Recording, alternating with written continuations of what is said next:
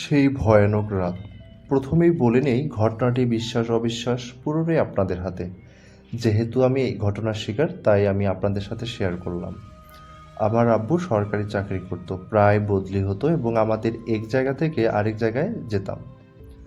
আমি যখন ক্লাস 9-এ পড়ি, তখন আমার সাথে একটা ভয়ঙ্কর ঘটনা ঘটেছিল।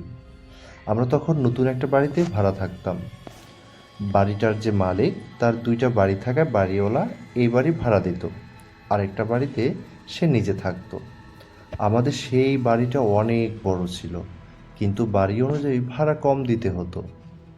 বাড়ি ভাড়া কম হবার কারণ আমরা জানতে পারলাম এক রাত্রিতে। আমরা সবাই ঘুমাচ্ছিলাম।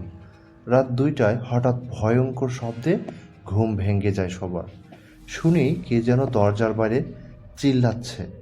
কেউ মারামারি করলে যেরকম তর্কাতর্কি হয়, অনেকটা সেরকম চিল্লাচিল্লি করতেছে। তো আমরা পরিবারের সবাই উঠলাম যে কে চিল্লাচ্ছে তাকে দেখার জন্য। দরজা খুলে যেয়ে দেখি কেউ নাই।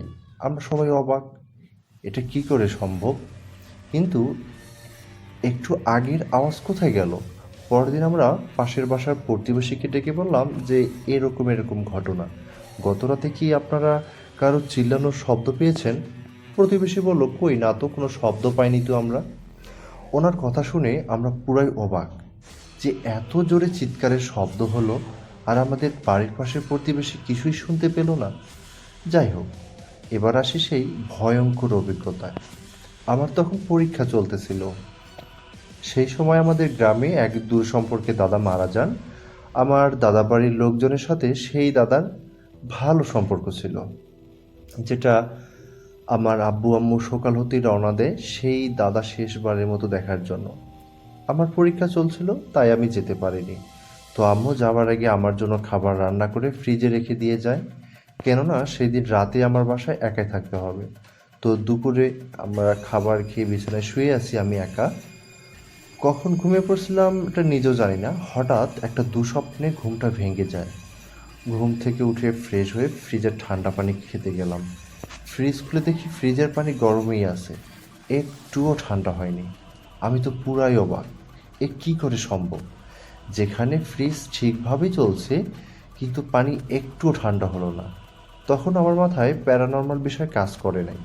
তো আমি পানির বোতলটা নর্মালে না রেখে ডিপের ভেতর রেখে দিই। বিকেলে মাঠে বন্ধুদের সাথে আড্ডা দিয়ে বাসায় ফিরলাম। হাত মুখ ধুয়ে হালকা নাস্তা করে পড়তে বসলাম।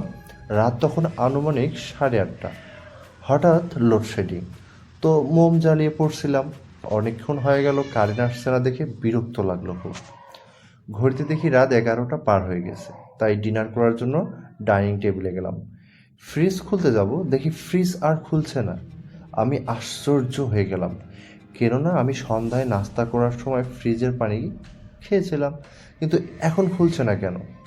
অনেক টানাটানি করলাম ফ্রিজের হাতল ধরে, কিন্তু কিছুতেই খুলতে পারছিলাম না।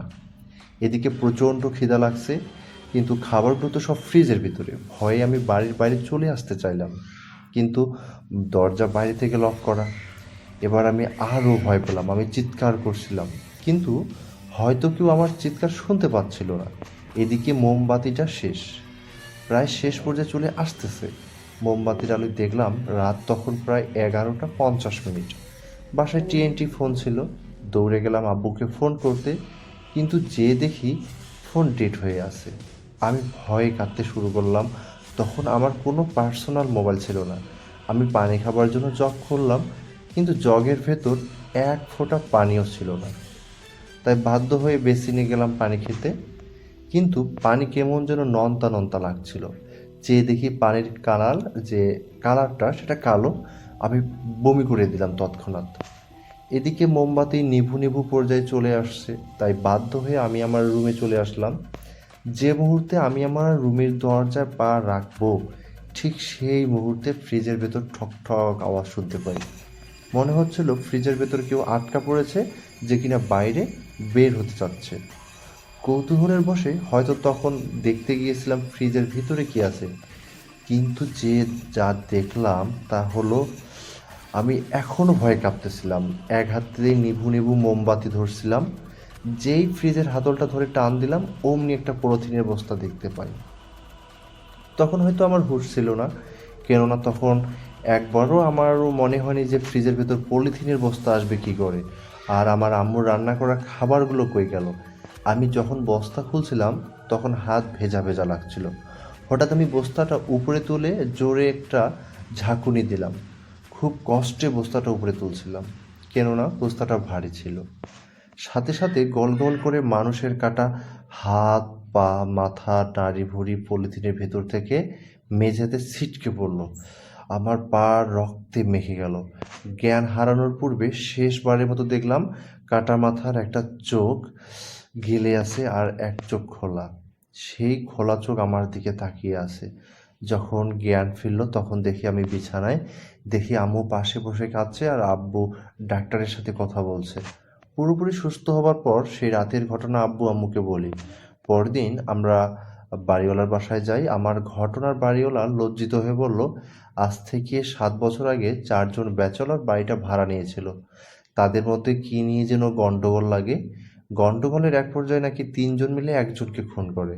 পরের দিন যেয়ে দেখি যে তাদের কেনা যে ফ্রিজটা ছিল সেই ফ্রিজের ভেতর তাদের টুকরো টুকরো লাশ পলিথিনের ব্যাগে ভরা। এই ঘটনাটি স্থানীয় পত্রিকাও আসছিল। এবার আসি সেই রাতের ঘটনার পর যা হয়েছিল।